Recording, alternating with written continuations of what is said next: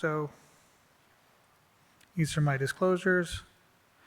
So, I mean, part of the reason we're having these conversations that we've had till now is that TAVR devices are designed to treat, circular annuli. And in bicuspids, they're asymmetric, and that can lead to paravalvular leak. You don't get circular deployments, you get gaps at the commissures, sizing is challenging, all that stuff that we've already discussed. There's often, as we just saw in this last case, a heavily calcified raphe, which distorts the valve and can lead to annular injury or root injury or coronary obstruction. This asymmetric can also lead to non-circular deployment. And for interannular valves, this asymmetry can lead to leaflet dysfunction, and that may impact durability. And you can see in this bicuspid here, we're not fully circular, and one of the leaflets is not functioning normally. And that's going to be true for self-expanding as well, especially if you're low. And what this non-circularity means to durability is something that's important that we have to think about and learn. And oftentimes, there's concomitant pathology with ascending aortic root dilatation that we're not addressing. Now, in an 85-year-old, that's different than if you're treating a 60-year-old that has an ascending aorta of 4.7, where that root may progress. And so those are important considerations. So, the current landscape of TAVR, this is in the US, we have approval for all risk categories, and there's been a rapid expansion in all populations. And in general, the outcomes have remained good, and we have 4 and 5 year data in these low-risk patients. But unfortunately, bicuspid valves were not evaluated in any of these trials. We don't have data on this. And this was a little bit of a review published in JACC Intervention from the European group looking at the studies that we have in bicuspid. And you see it's really quite limited. Minimal prospective studies. TAVR versus SAVR, really not much at all. The Notion trial that we'll talk about was recently published. And looking at bicuspid versus tricuspid, majority of them are small studies. And the majority of them, it's not specified what type of bicuspid valve it is. And I think that's critical. That you saw the differences in the type 0 that was presented versus the type 1. Very different considerations when you have a calcified raphe versus not. And so when we have a data set that we're looking at where the majority of the data we have, we don't even know whether it's a type 0, type 1, type 2. We don't know if it was a calcified raphe. I'm not sure what we can even make of that data. So our data is really quite limited, and there's really quite minimal follow-up as well. But that being said, let's look at what we have. This was one of the first publications from Raj Makkar. It's from the TVT registry, published in JAMA back in 2019.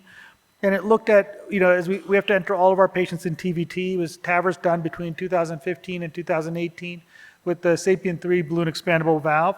And they created a matched cohort of bicuspid and tricuspid of nearly 2,700 patients in each.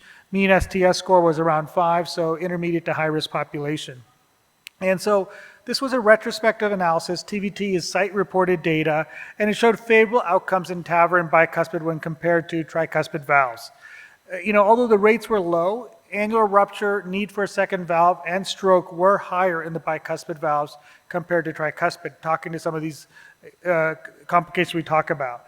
But it's important to keep in mind, this is a selected patient population. These are site-reported outcomes with limited follow-up. There's a selection bias. You're doing the bicuspids that you think you can do with TAVR. And so here's the data again that we're looking at. Stroke rates were higher in bicuspids significantly. And when you look at the stroke rates at 1 year, they were not significantly different, but the 30-day stroke rates were higher. Pacemaker rates were also higher in the bicuspid cohort as well. But paravalvular leak, again, site-reported, was not different between the two groups. The same group published in 2021 looking at bicuspid aortic valve versus tricuspid in the low risk. And again, in the low risk population, it was again over 3,000 matched pairs. No difference between bicuspid and tricuspid. No difference in procedural outcomes in this analysis. It was a little bit later analysis, but important to keep in mind. What about with the Evolute platform? And this is Evolute R and Pro. Again, propensity match from the TVT registry. You see these groups relatively mean age of 73, mean STS score similarly of 5. What they showed was the procedures were a little bit longer, and there was a trend towards higher mortality, but no difference in stroke, as you see here.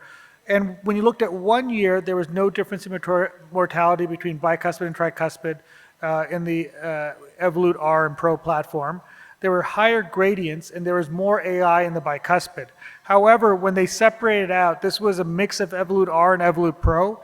And when you use, in the Evolut Pro cohort, the rate of significant leak was a lot less. So maybe it's an evolution of device and technology as well. But the important difference is no difference in mortality in this analysis as well. But the mean gradients were a little bit higher in the bicuspid population compared to the tricuspid. It might come to that asymmetry of deployment, ellipticity, under deployment, some of that you saw in that last case as well, may be playing a role.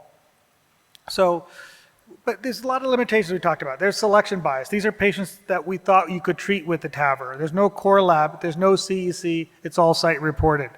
This was an interesting analysis presented at New York Valves from Ramesh's group, looking at surgical versus TAVR in bicuspid valve, and what they used is the CMS Medicare database, looking from 2018 to 2022.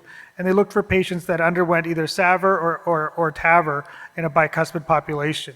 They tried to adjust as much as you can for the cohorts so they were balanced. And what they showed is in indexed hospitalization outcomes, in terms of pacemaker rates, access complications, and stroke, that favored SAVR, but mortality, AKI, favored TAVR in this population. But when you looked at the longitudinal outcomes, it all switched. Death, stroke, heart failure, and the composite were all better in the patients that got surgery in this analysis. And you see here, this is the stroke rates starting at index procedure to 4 years out. They were lower in the SAVR population, as well as was mortality.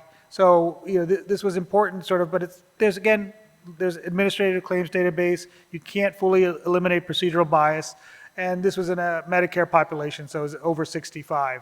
So interesting analysis.